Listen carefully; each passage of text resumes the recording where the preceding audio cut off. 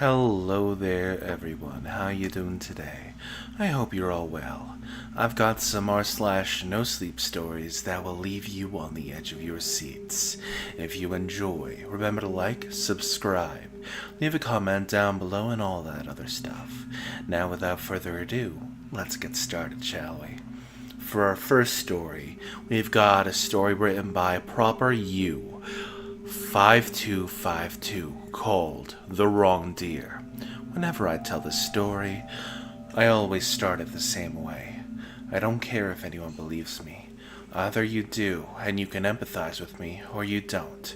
So you think I've created this terrifying experience out of thin air. Either way, it doesn't matter to me. This story is completely true. There is something stalking the mesquite thickets of East New Mexico. Several years ago, I was working at a dude ranch in southeast New Mexico. My job was incredibly enjoyable, and I made some of my closest friends out there, including my fiancée. The landscape was absolutely gorgeous.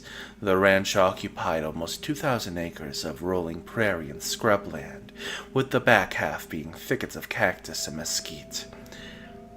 The edge of the property was part of the Tonquah River with a huge field leading down to the hill and the bank. I'm creating a map of the property because locations will become important to the story.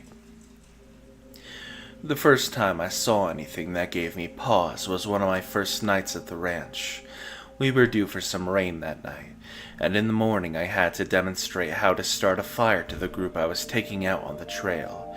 Not wanting to embarrass myself with wet wood, I had the bright idea to go gather some before it started raining. Unfortunately for me, this was around 10 p.m. and was the only bright thing that night. We were out for about 40 minutes outside the nearest town, and with the sky being overcast, my weak little flashlight barely illuminated the path ahead of me.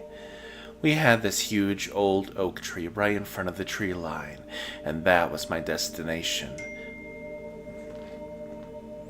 After a bit of a walk, you get to the tree and start piling wood into buckets I brought. I've never had much of a problem with being out in the woods at night, but that night it was so dark, it was difficult to keep my thoughts from straying into eerie places.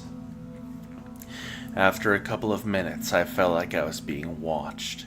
I started to glance around, but the hair-raising sensation of no longer being alone became a little bit overwhelming, and I was less and less confident being out there. As I turned around towards the trail, I froze. Staring out of the darkness were two glowing green eyes. They didn't blink or move, just stared at me. They were roughly 40 feet away on the other side of the path I had to reach. My gut wrenched. It was just so unnerving. I slowly walked forwards till I got to the path, then started to back away, never turning my back from them. My flashlight was too dim to ever see what the eyes belonged to, but just the fact I had to look slightly up at them made my skin crawl. Finally, when I judged I was far enough away, I turned and ran down the path to the road our guest area was at my house. The morning after, I had to run a camera to a group that was gathering at the oak tree. As I was leaving, I realized the place where the eyes had been was a clearing. The eyes were roughly in the middle of the clearing, and it was large enough in diameter that there was no way they could have belonged to something in a tree. I'm well over 6 feet tall, based off how far back I had to tilt my head to meet its gaze. It was easily over 7 feet tall. The realization made my blood run cold. Now, of course, nobody believed me at first, but this was only my first encounter with whatever prowled those woods, and the only one where I was ever alone. My second run-in with this thing about 4 months later in June. New summer staff arrived, and I was the only carryover into a new season. In our staff lounge one evening, I joined a group of about 9 other staff sharing creepy stories. My friend Elijah was in the middle of a doozy. When he was finished, he begged me to tell mine again. He had heard it before, but he was the only one. I told everybody. I could tell them. I could show them where it happened. Of course, everyone elected to go out to the oak with me. Once we were there, I told my tale and left everyone sufficiently on edge. The mood was still light, and since we were out there anyway, Elijah suggested we head out to a large boulder deep in the trees.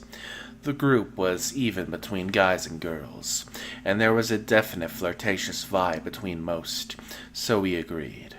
Now, to get to this boulder, we would cross through the pasture that led down to the river, and afterwards down this very narrow path where the brush was thick and the trail was windy. You couldn't get more than 10 feet of visibility in front and behind you with nothing on either side.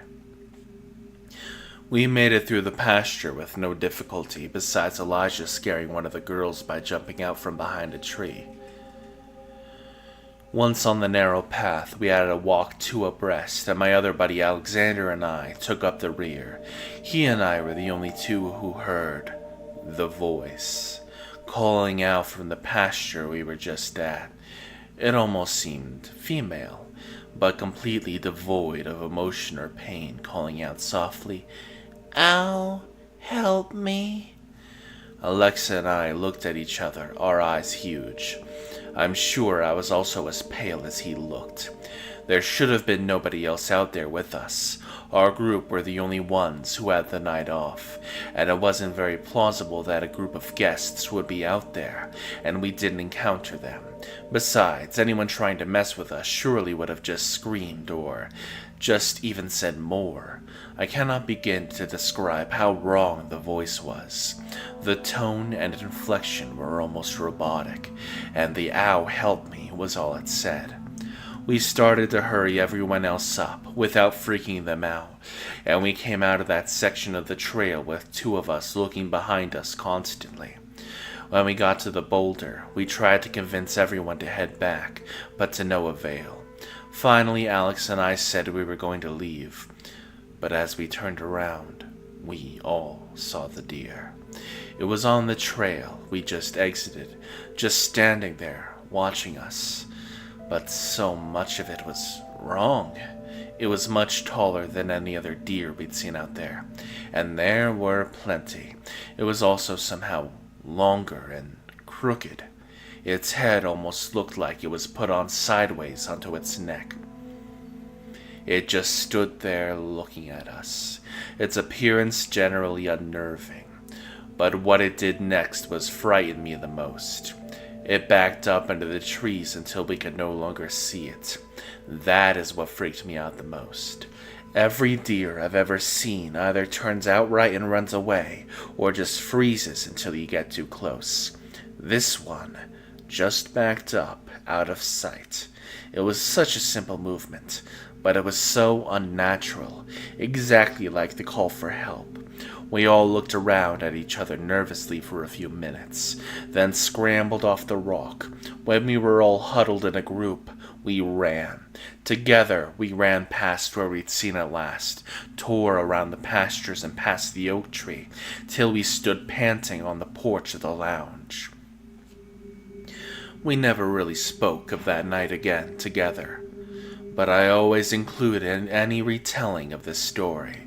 I have one more large encounter, the one that made me refuse to go back into the woods after dark. One thing you must understand is that there were several months between these three accounts, enough time for me to think, surely whatever that was isn't still here, right? The final time I went out to those woods was with my now fiancée. She and I had just started officially dating about a week before this terrible camping trip. I'd grown up camping as a kid, but she'd never been. Wanting to share with her something I found incredibly meaningful to my early life, I convinced her to join me for a one-night trip out into the woods. My plan was to go out there Friday evening through Sunday morning, and since she had to work Saturday, she joined me for my final night out there. Friday night was completely uneventful. I pitched my tent off one of those dirt access roads, in one of the spots used for overnight groups. It was a very average solo camping trip. I enjoyed myself completely.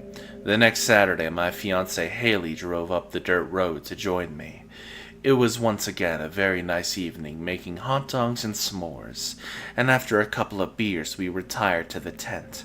As we settled down for the night, we both heard something out in the woods. Haley turned to ask me if I had also heard something, but I regretfully snapped at her to be quiet. There was no anger, but at that sound, the other two frightening stories I had were at the forefront of my mind. The sound we heard was very faint. If it hadn't lasted for more than a few seconds, it could have been dismissed as the wind, but it lasted much longer. It was singing, but completely toneless, devoid of any kind of humanity. It grew steadily louder, making me wide half circles towards our campsite. Our site was in a clearing off an access road. We were way out the pass to the boulder, or from a few months previously. This clearing was surrounded by prickly pear and mesquite, basically creating a massive barbed wire fence around us. The only clear spot was the path that led to the road, but the singing was coming from the opposite end of the clearing. Something was out in the woods, making its way through thorns and scrub, singing in a language we'd never heard before. Haley looked as terrified as I felt. I unzipped the tent and peered out with my light into the tree line. I couldn't see anything, but I could tell from the singing that whatever it was just out of my view. Less than 100 feet from the tent. It knew where we were, and didn't care if we knew where it was. I told Haley to run to the car. She scrambled out of the tent and ran through the dark towards her car. I followed, barefoot, in only shorts, with my knife and phone clutched in my hand. We made it to the car as the singing became deafeningly loud. We sped back to our lodging and spent the night wide awake in her room. Her laying on her bed, and I propped against the door, occasionally checking the windows. Well, into morning we drove back to pick up our stuff. The tent had been torn apart, and everything was ransacked. A horrible odor prevailed the clearing. What sent shivers down my spine, however, were the massive scratches and gouges in the tree nearest where the tent lay scattered.